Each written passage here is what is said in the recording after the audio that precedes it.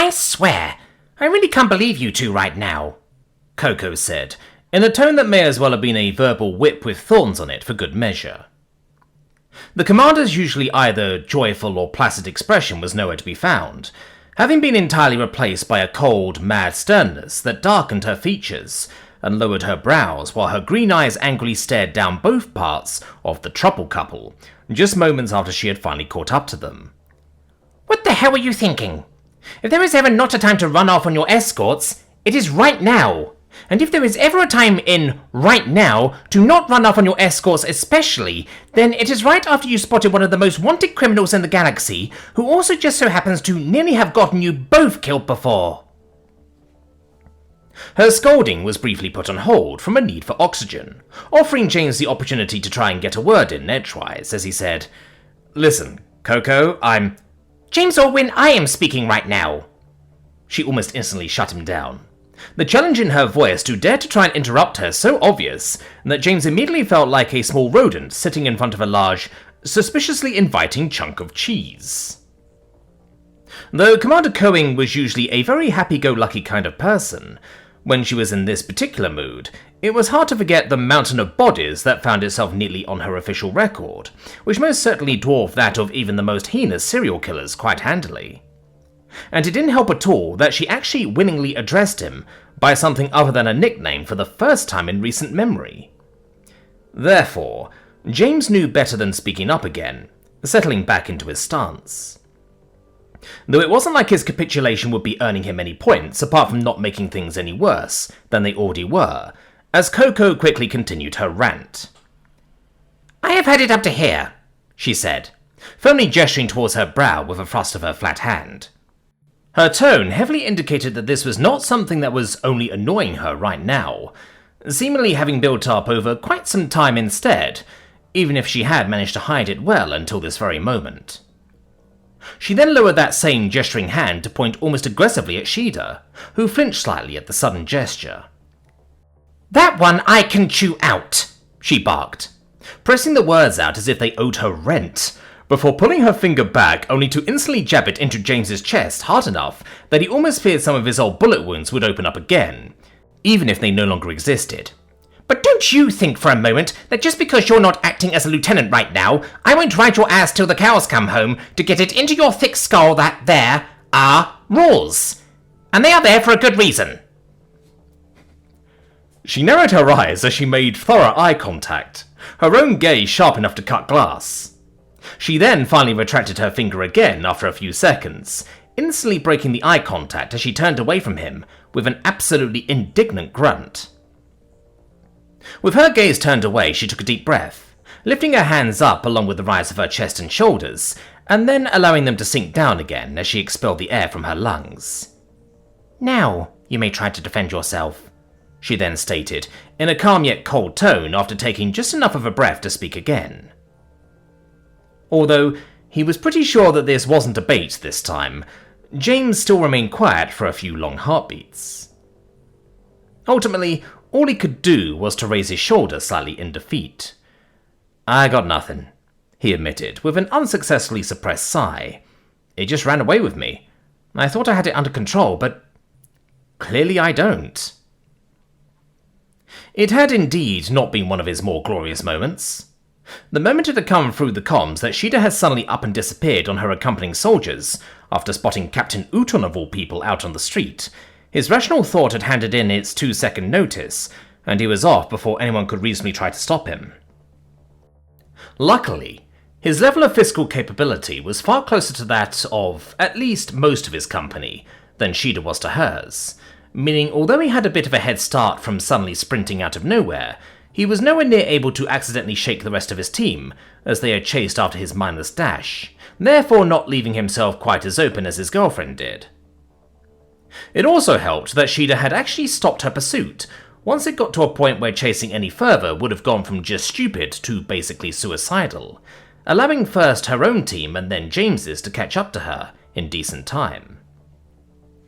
Once it became clear that James wasn't going to say any more in his own defense, Koko slowly turned back around to face the couple. Her gaze clearly judged him for only a moment, before she tore her eyes around and focused them onto Shida. "And you? she demanded, causing Shida's already somewhat sunken posture to subtly melt even further, her ears sinking down slowly, while her tail ceased all movements and hung down limply.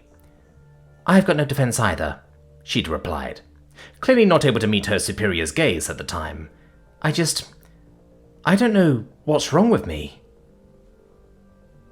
Koko exhaled slowly, the air hissing through her teeth as she pressed it out of her chest. Her demeanor didn't exactly soften at Shida's clearly distressed state, however she at least dialed back on the direct confrontation. "You want to know what's wrong with you?" she asked, and lifted her eyebrows a bit as she looked at the feline. "Years and years of all kinds of problems that have left you with a fascinating cocktail of issues that someone in the psychological profession would generally describe as a hot mess." The commander left that information sitting for a moment before stemming one hand onto her hip, shifting her weight to that side as she tilted her head slightly. "Have you talked to Dr. Naustushian about it?" she then asked directly. "You don't have to answer that, of course." "I talked to her," Shida immediately confirmed, "but she doesn't know for sure what's going on either. The mind is complicated as is, and she's not even an expert for my species.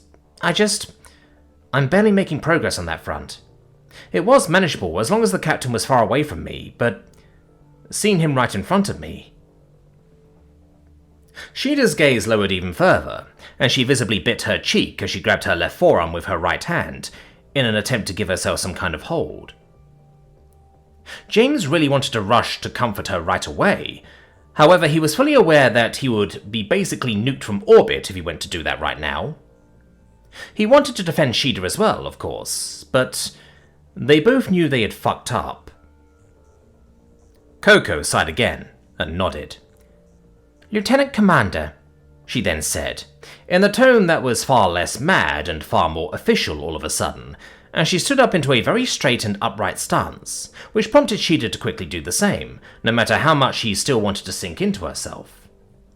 For the first time during the conversation, the feline made eye contact with her superior now. "I am hereby officially suspending you from your duties. Temporarily," Koko then announced, causing Shida's lips and ears to quiver slightly, though she remained quiet and listened to the commander's words. "If you are self-admittedly going to run off on us like that again, I cannot in good conscience keep you in active duty. The soldiers on site and on rotation will be informed that you no longer have command over them. You can, of course, still partake in First Lieutenant Orwin's political endeavours to a degree. However, while you do, you will be treated as a civilian supporter by the UHSDF's forces. Do you understand me?" Shida's lips still quivered and she swallowed heavily. However, after that she replied without further hesitation. "Yes, ma'am." Koko nodded and continued her declaration.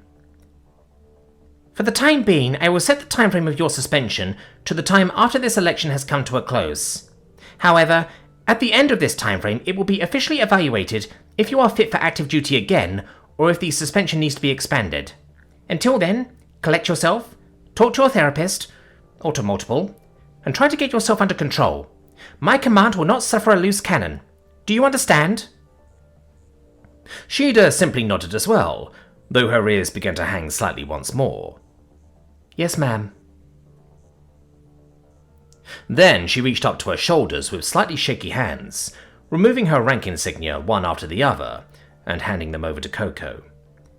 "Thank you for your compliance," Koko said, as she took them respectfully, clearly not enjoying the procedure but very much deeming it necessary. "I am looking forward to working with you again once your head is cleared." It was unclear if Shida wanted to reply anything to that, or not, based on her expression. Clear was only that no words left her mouth, as she dropped her stiff posture and sank into herself again. Now suspended from duty, there was no real reason to wait for an at ease anymore. Koko then slowly returned her attention to James. "As for you," she said slowly, her voice immediately holding less sympathy than before, even if it could be assumed that most of that was actually put on. "I know that suspending you as well will be about as useful as trying to water seaweed, so I am only left to appeal to your better judgment." She lifted her finger to point at him again, though this time she thankfully forewent actually jabbing him with it. Stay out of this, she ordered him with emphasis, her green eyes boring into his as she made sure that it sunk in. You have so many duties, so much shit to do right now, and this is absolutely not one of them. We'll patrol the station, set up controls in key locations, make sure everything going in and out is controlled and known. Hell, we'll ask a Veselon for help if we have to. Uton will not be going anywhere.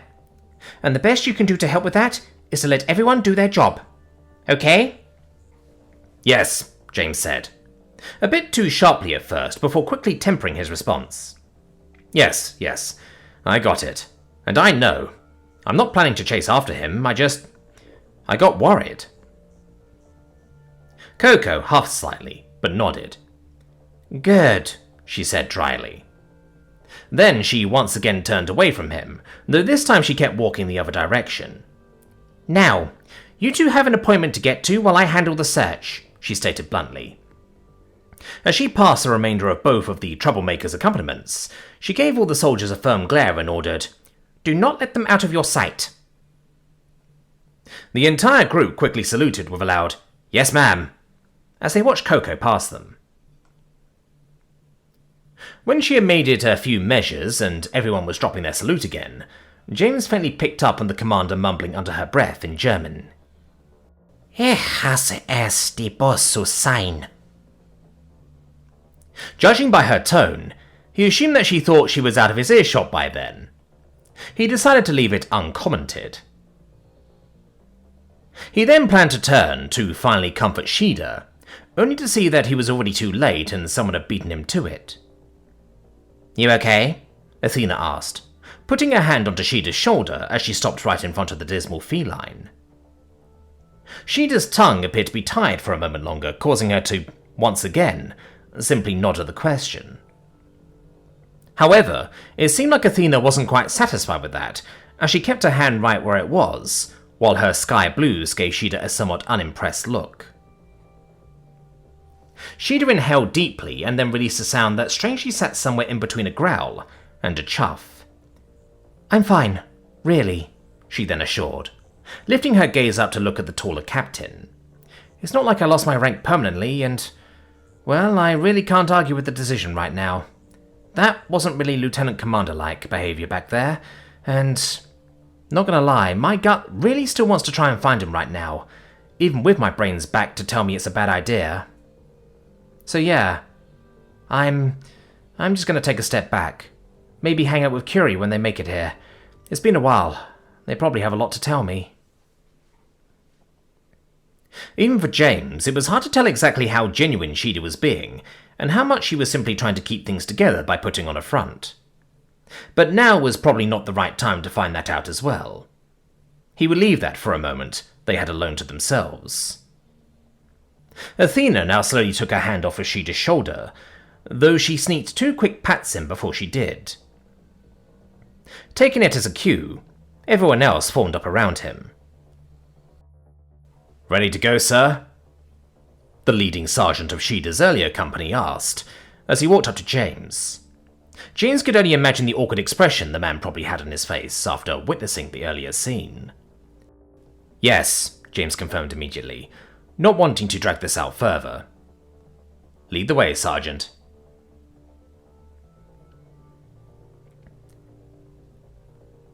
The world was still extremely blurry and consumed by a bit of ringing as they slowly came to, almost immediately beginning to choke as they felt something foreign stuck in their throat, simultaneously blocking and not blocking their airways. Without full control over their actions, they began to retch and throw their head around, trying to remove whatever it was from their windpipe before it would suffocate them. However, whatever it was really in there, and deep. A few endless feeling moments later, their bodies suddenly remembered that it had hands and reached for their mouth, determined to rip the strange non-blockage out. However, before they could actually get that far, their grasps were suddenly seized by a firm hold and forced away from their face by a gentle but unrelenting force. Their eyes joined their hands in the ranks of features their brains suddenly remembered they had, shooting open and looking for the source of the sudden restraint of their hands. What they saw caused their eyes to rip open even wider, and their heart to beat like an overclocked engine as dark, tall figures leaned over them and held their arms down while staring down at their much smaller form with sharp, focused, predatory stares. Panic immediately taking hold, they began to throw themselves around even more, trying whatever was in their might to fight themselves loose from the hold, to absolutely no avail. The hopelessness didn't stop them, however. Not even as they soon began to see stars and flashes, while the world began to spin faster and faster from the mixture of horror and exertion. It didn't help at all that one of the large, dark graspers suddenly reached for their head, their mind immediately beginning to conjure up all manner of sinister intentions it may have in doing so. Redoubling their effort, they strained their muscles even more as the world turned into a blurry mess of lights and colours around them, trying whatever they could to avoid that unrelenting grasp that would... Korahoffer! An endlessly familiar voice suddenly managed to break through the vertigo and ringing, sounding desperate and pleading as it reached their ears. Please, please, Korahoffer, calm down. They are trying to help you. Korahoffer stopped their violent thrashing, their wide-open eyes immediately beginning to search for the owner of the voice, with very little success as the clarity of their vision had reached a near zero at this point. Despite that, they still instinctively heeded its call and remained still, even as the ominous shadow of the encroaching hand came closer and closer. Wincing in anticipation of what was to come, they soon found themselves violently gagging once more, as the strange object in their larynx suddenly began to move and wiggle, only to slowly sliver out of their mouth a moment later. It was a slow, arduous motion, but at least it was smooth enough to not cause any actual pain. Still, once the object's hard end had finally pulled fully free from their lips, they immediately began coughing and gagging some more, trying to fight off the endlessly strange feeling that the thing had left in their lungs. Thankfully, the hand seizing their hands and pushing them down also let go at that point, leaving them completely free to scratch that very strange itch through violent spasms of their lungs. Now finding themselves to not be in the middle of some sort of sinister whatever their brain had cooked up there earlier, they began to wonder just what had happened as they coughed. Why did they have a tube down their throat? Who were these people? Why were they here? Where even was here? And what happened? Callium! They suddenly exclaimed as everything came back to them. The courtroom, the judgment, the Osma, and... They winced heavily. During their sudden realization, they had turned their body around to get a better look at the room around them, to try and see who was present, only to be stopped by a piercing pain shooting through their entire midsection. It had likely already been there during their earlier tossing and shaking. However, with most of the stress gone now, they actually got to feel its full effect. Please, Korahoffer, you need to lie down. Frianne's voice reached their ears once again, though this time it was quickly followed by an action as they felt hands that were much gentler than the earlier ones take hold of their arms, as they tried to coax Korahoffer back into bed. Farry, they said. The wind still somewhat knocked out of them from the pain, as they allowed themselves to be pushed back at first. What happened? However, as their eyes fell onto their partner clearly for the first time since they had woken up, memories once again came flooding back into their mind. They shot back up, pushing back against Frianne as they remembered clearly now. They had known. Frianne tried to push them down for a moment longer, but eventually relented as they likely saw the abhorred look in Korahoffer's eyes. Slowly pulling back, Frianne's own expression was one that could be described as nothing but absolute regret. Please, they said, their voice already breaking as they suddenly made a bit of distance between themselves and their partner. Please, I didn't mean for any of this. Their words were interrupted by a desperate sob, and Korahoffer was about to attempt to push themselves up again when they were near instantly stopped by a much firmer hold. You should lie down, a deep, strong voice commanded, causing the teal Terravelt to look up. Among the multiple humans in the room, this one was the only one who hadn't clad themselves into dark fabrics. Instead, They wore a long white garb that was not unlike those that medical practitioners often protected themselves from spilling fluids and similar things with. Despite the Deathworlder's tendencies to always cover themselves, Korahoffer could only surmise that this specific coat served a similar purpose, indicating that this, too, was some sort of medical practitioner. Although many parts of them were internally fighting against it, Korahoffer heeded the doctor's advice and finally allowed themselves to be fully placed back onto the sickbed. "Where's Calliome?"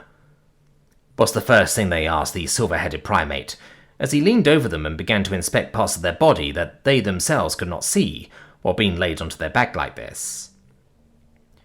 "Curie is not on the station anymore," the human replied, putting extra emphasis onto their mooch's chosen name as he did. "They were officially invited to the Council station to give testimony to the galaxy about the violence that people like them face, though I suspect they only followed it because they wanted to go there anyway." "That man," Korahoffer mumbled at those words. It seemed like their moocher would soon be back with that Deathworlder. The Terravelt let out a croaking sigh. "So it really happened. We really lost them." The realization hit them hard. Of course, they remembered being there as the judge handed out their verdict.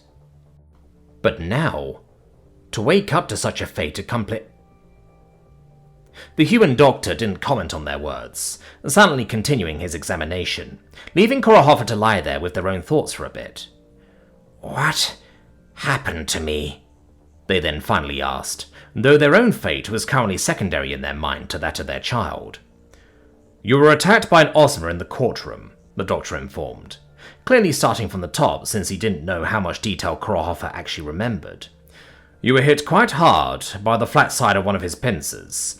It left you with several internal injuries. 6 of your ribs were shattered, your lower spine was deeply fractured, your intestines broke open in 4 places, and one of your kidneys ruptured to the point of being unrecoverable." Korahoffer listened to the list of their ailments, shaking slightly as the extent of them became clear. Their hand reached down for their stomach, especially the section where they had felt the intense pain earlier. They found a bump on their skin that, upon closer inspection, turned out to actually be a line of raised scar tissue that ran almost completely across them. They followed it the whole way in multiple directions, mapping out how it would have to look in their mind as they couldn't see it. With these sorts of wounds, they had basically been gutted. The cuts were too precise and straight to come from the hit. They had to hail from some kind of surgery. "How?" they began to say, as they became fully aware of the sheer extent of their injuries. "How am I—" A distressed noise suddenly interrupted them, as Frianne seemingly couldn't hold it anymore and began to inconsolably sob and shriek. "I'm sorry," they burst out, clearly not able to control themselves at all as it all came rushing out of them. "I'm so sorry. It's all my fault. I was so desperate and they said they could... Oh, I'm so sorry." Despite all of their righteous anger, a pang went through Korahoffer at their partner's desperate outcries. Yes, Frianne had done something absolutely unforgivable. However, they had also been married for many, many years, and gone through quite a few things together. Righteous or not, that didn't just disappear one moment to another. What do you mean?" Korahoffer asked with a careful voice, trying to make sense of their partner's outburst. However, it quickly became clear that Frianne was in no condition to answer at the moment. Thankfully, the doctor took over for them, in a calm and professional voice. "To save your life, we had to do an emergency surgery," he explained, and pulled away from the Terravelt after seemingly being satisfied with his inspection. "With Curie's assistance and the blessing of your partner, we splintered what we could of your ribcage, and replaced the irreparable bones with carbon polymer substitutes. We also had to replace your ruptured kidney with a synthetic filter, and encased your damaged spine with surgical steel, while reinforcing your damaged spinal nerves with conductive strands." For the first few moments, Korahoffer's mind didn't even process just what the doctor was telling him there, while Frianne's desperate cries reached new heights of desperation, pleading how sorry they were over and over. Slowly, Korahoffer reached for the scar on their stomach again. Replaced? They stammered out as, slowly but surely, the doctor's words began to make sense to them. Replaced. Multiple parts of them. Through metal, polymer, machinery. They had become... Yes, it was the only way, the doctor confirmed, still professional as ever. We have contacted your homeworld and requested for psychological surveillance and aid for you as you process your situation. From a purely physical perspective, you should be back to your previous health condition around 4 uniform months from now. Health? Korahoffer mumbled again, wondering if there could even be a conversation about health with what had been done to them. Calliome had helped with this? Of course they had, but Frianne had agreed? They slowly turned their head in a way that would allow them to look at their partner, even in their compromised position. Frianne was clearly still on the very edges of sanity. However, as they saw that Korahoffer was looking at them, they heavily heaved a few breaths to force themselves to be able to say something.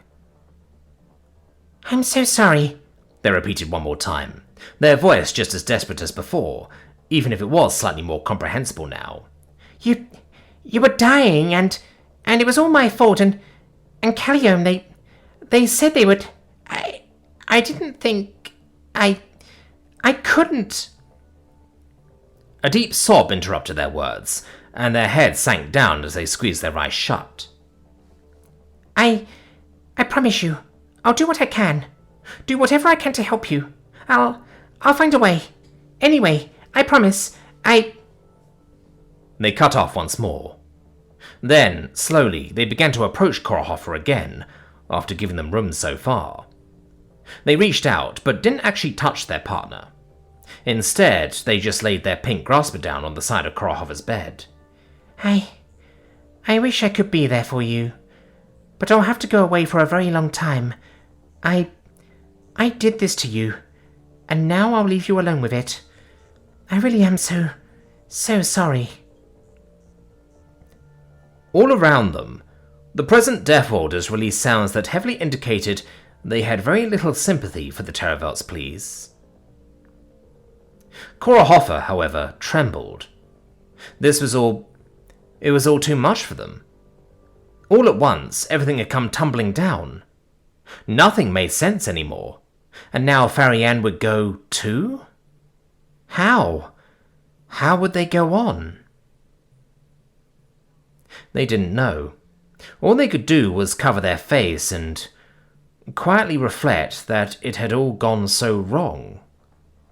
Moocher, they said in a croaking voice, as their minds spun with 1,000 possibilities of how it may want to finish that sentence. Ultimately, they decided for none of them. Shida sighed as she entered her and James's shared cabin. Despite the election slowly but surely getting extremely close to reaching its end, and therefore technically going into an even hotter phase, it really didn't feel like it when basically all that the relevant candidates could do at this point was to get in front of a camera and talk until their mouths bled. In such a short time, there was very little still for them to do apart from various kinds of talking. Be it alone or in groups, passionate or calm, with or against each other. One of the last big things of this election cycle would be that event with Curie about cyborgs. However, even there it was questionable how much influence it would actually be able to exert. After all, it was scheduled little more than a day away from the election's end. Shida shuddered at the thought. She didn't like thinking about the end of the election. Not just because she was worried about the outcome. It was way more because she knew that the outcome was irrelevant. One way or another, things would change. And without any of her duties or orders to focus on in order to distract herself, she'd become more and more generally aware of that fact. She had been one of the first to give up on trying to change James's mind on the topic. She knew he was determined to go through with it, feeling it as his ultimate duty to show he would take responsibility, even if few demanded it. He would be leaving the decision about his future up to the very questionable justice of the galaxy once his immunity ended. She clenched her fists and sighed, scolding herself over how quickly these sorts of thoughts settled in her head as soon as she was alone. The last hour she had been blissfully distracted by Nia. However, it seemed like that effect sadly didn't hold long as soon as the process itself was interrupted. Well, at least her hair was incredibly soft from all the brushing now, so that was something. James had gotten stuck with the influencers at some point, shooting all kinds of little videos that they could throw out onto short-form content platforms, so people would stumble upon them while mindlessly scrolling. She had actually been around for the first few of those. It had been fun for a bit, but eventually she got tired of blocking and looking at the lights, and remembering just how to look but not look at the camera, so she had dipped out and checked on Nia instead. But Nia eventually needed to rest, and Shida was left with the option to find someone else to hang out with or turn in. Although there was really no lack of people, she had chosen the familiar option. At least Curie would be here soon. Suddenly, her phone began to buzz in her pocket. Grabbing it, Shida assumed it was James calling in to ask where she was right now after being done with his shoot, though she then raised her eyebrow a bit as she saw the number. Corporal Sanford. He was one of the many people helping to keep order on the station right now. Not a bad guy, certainly. However, also not one who had any reason to call her right now. Not since she was suspended. Picking up the call, she slowly brought the phone up. "Corporal?" she greeted in a questioning tone. "Corporal?" A voice that did very much not belong to a human man answered through the line, causing Shida's eyes to widen. "Is that what that fancy stitching meant?" It took Shida a moment to realize that she recognized that voice, her eyes widening even further as her synapses activated. "Sky?" she asked, in a mixture of surprise, anger, and bafflement. "How in the world did you get that phone?" "Pinched it," the Ketsir admitted unabashedly at an instant. "How you doing, Shida?" Pinched it? Shida's ears twitched in agitation. The last time they had met, the girl had already been much taller than even large humans. How had someone of that size pickpocketed a damn soldier? "You stole from one of our corporals?" she asked in a mixture of returning anger and begrudging astonishment. "I'll give it back," Sky assured. "Just wanted to call ya, see how you're doing." Shida was slightly overwhelmed with the situation, until one dark realization suddenly hit her. Sky. Sky stole from one of the corporals down on the station. Sky was on the station.